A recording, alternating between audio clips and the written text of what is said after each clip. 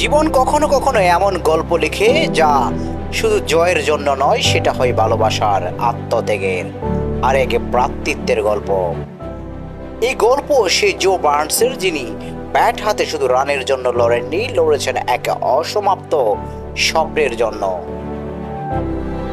একসময় অস্ট্রেলিয়ার জাতীয় দলের হয়ে খেলেছেন 30টি টেস্ট ম্যাচ, করেছেন 4টি শতক। কিন্তু এই গল্প তার সেঞ্চুরি নয়, এই গল্প তার ভাইয়ের জন্য করা এক প্রতিজ্ঞার। বড় ভাই টম বার্নস, যার স্বপ্ন ছিল একটাই, ইতালির হয়ে একদিন বিশ্বকাপ খেলা, কিন্তু বিধাতা সে স্বপ্ন পূরণ করতে দিলেন না।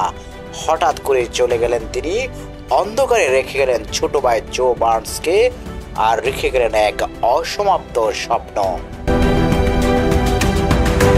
বাইরে চলে যাওয়া বার্নসের ভিতরে কিছু একটা ভেঙে দেয়, আর সেই ভাঙাচোরা বুক থেকে জন্ম নেয় এক প্রতিজ্ঞা।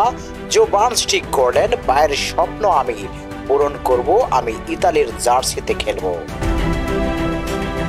সারা দুনিয়া তখন বিস্মিত, অস্ট্রেলিয়ার জাতীয় দলের তারকা খেলোয়াড় হঠাৎ করেই ইতালির হয়ে খেলবেন।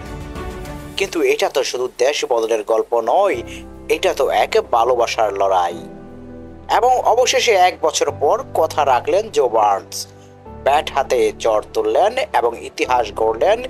ইতালিকে প্রথমবারের মতো তুললেন 2026 টি-20 বিশ্বকাপের মূল পর্বে।